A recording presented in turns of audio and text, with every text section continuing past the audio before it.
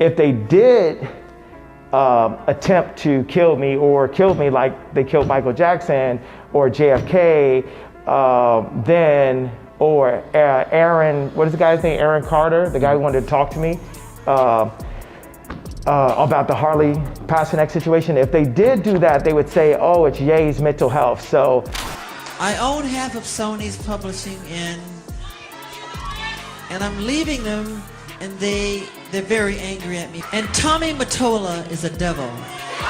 So it looks like Kanye West's claims that Michael Jackson was eliminated by industry higher-ups are back in the spotlight, and it's all thanks to this new lawsuit that was filed against Diddy. Now, if you're wondering what Diddy has to do with Michael Jackson's death, well, prepare to have your mind blown because the details are absolutely insane. So you remember how Kanye revealed his former personal trainer, Harley Pasternak, tried to institutionalize him, and then everyone claimed Kanye was crazy? Well, what's actually crazy is that Harley was revealed to have previously worked as an intelligence agent for the Canadian military, and it now turns out Michael Jackson might have had his own Harley Pasternak. It's this guy, Fahim Muhammad, who also happens to be Diddy's chief of security. Fahim was mentioned several times in the latest lawsuit against Diddy filed by producer Rodney Lil Rod Jones, and according to Lil Rod, Fahim acted as the connection between Diddy and law enforcement, ensuring that Diddy could run what Lil Rod called criminal enterprise without any interference from the authorities. But that's just the tip of the iceberg. There's much more to unpack here. From Fahim's alleged ties to government intelligence agencies, Michael Jackson's war against Sony Music, Diddy's connection to Sony Music higher-ups, and much, much more. So let's get into the details.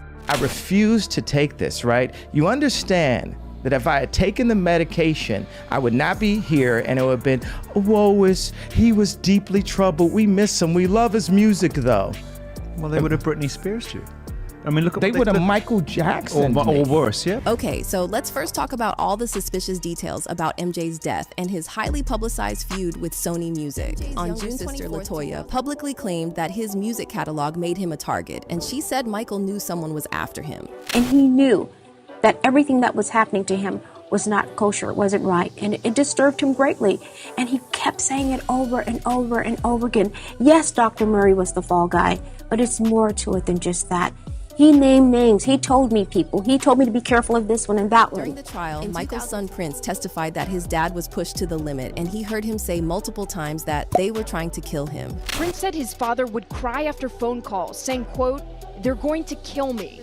They're going allegedly written by Michael in the weeks leading up to his death. These notes included phrases like, "They are trying to murder me," and "The system wants to kill me for my catalog." In one note, MJ also talked about feeling pressured by AEG and having a bad feeling about his tour. And then a few years down the line, MJ's daughter Paris seemingly started pointing the finger at Sony and John Branca, the co-executor of the Michael Jackson estate. Paris liked a series of tweets slamming Sony and Branca, including one that said, "We've been telling you the truth for 7 effing years. Shame on any of you who sided with Michael Jackson's murderers." Now it's worth pointing out that Michael absolutely despised Sony and openly challenged them by first acquiring half of their catalog before leaving and becoming a free agent. He once even held up a sign on stage saying "Sony kills" and called then CEO of Sony, Tommy Mottola, the devil.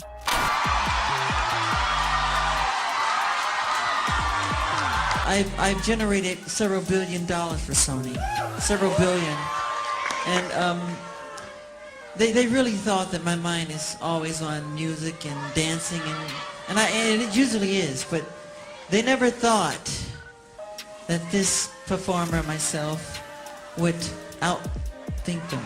I own half of Sony's publishing, and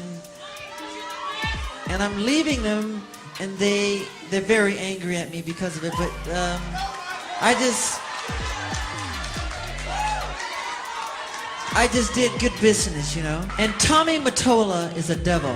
All this in with Diddy and the new lawsuit against him. In the lawsuit, Rodney Lil Rod Jones alleges that Diddy's head of security, Fahim Muhammad, has close connections with law enforcement and was instrumental in helping Diddy cover up his alleged crimes. The lawsuit says, Mr. Combs made it clear that his head of security, Fahim Muhammad, had the power to make people and problems disappear. Mr. Combs instructs his staff to always contact Mr. Muhammad if they are ever pulled over by the police in Miami or California. The lawsuit also claims that Diddy's powerful industry friends employed and empowered Fahim to pay off law enforcement. Now here's where it gets even crazier. So turns out that Fahim Muhammad was also the head of security for Michael Jackson, and he was right there that fateful night when MJ passed away. And get this, when Fahim testified during Dr. Murray's trial, he revealed that he was hired as MJ's chief of security just 10 months before MJ died. At that point in time, how long had you worked security for Mr. Jackson? Approximately 10 months. Here's another wild part. Fahim had just graduated college with a business degree when he was hired as the head of MJ's security, and he was either 20 or 21. So we're supposed to believe that the king of pop decided to make a 20-year-old with no experience his chief of security? Well, not exactly. According to social media user Ian Carroll, who recently went viral after investigating the connection between Diddy and Michael Jackson, someone else might have done the hiring on behalf of MJ. For most of Jackson's career, his head of security was Bill Bray, who was his mentor and basically his father.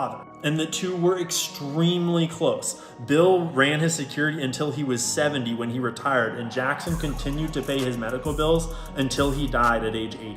But then once Bill retired, Jackson was then protected by other security people that came and went, and he wound up with this guy who has direct connections to Diddy's blackmail operations, who was directly complicit in covering up crimes for Diddy and covering up murders, covering up drug use, prostitution, human trafficking. This is the guy that was protecting Michael Jackson the day that he died. The day that he was overdosed on drugs after he was probably already asleep, and the only witnesses, there were no witnesses to the crime. I'm honestly kind of surprised that this guy never got checked into as a suspect. Ian also pointed out that Fahim might have some ties to intelligence agencies, and fans are now saying he could be another one of those celebrity handlers. You know, kind of like what Kanye said about Harley Pasternak. I was looking up Fahim, and where did I find another article about him? On Penn State, the Wharton School. He didn't attend it as a student. He was invited as a speaker for this Wharton real estate entrepreneurship event, which makes perfect sense. He has a real estate investment company or whatever, but if you've been following along, you would know that the Wharton School comes up an awful lot when we're talking about intelligence agencies and people associated with the CIA and the FBI, etc.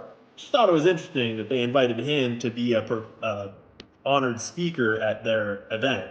And now, here's the best part. Check this out. This is in all of his bios, by the way, but we're pointing it out now.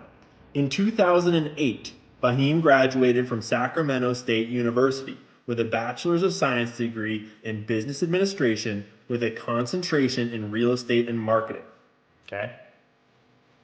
Do you realize what's wrong with that yet? Anything coming to mind? When did Michael Jackson die? June 25th, 2009.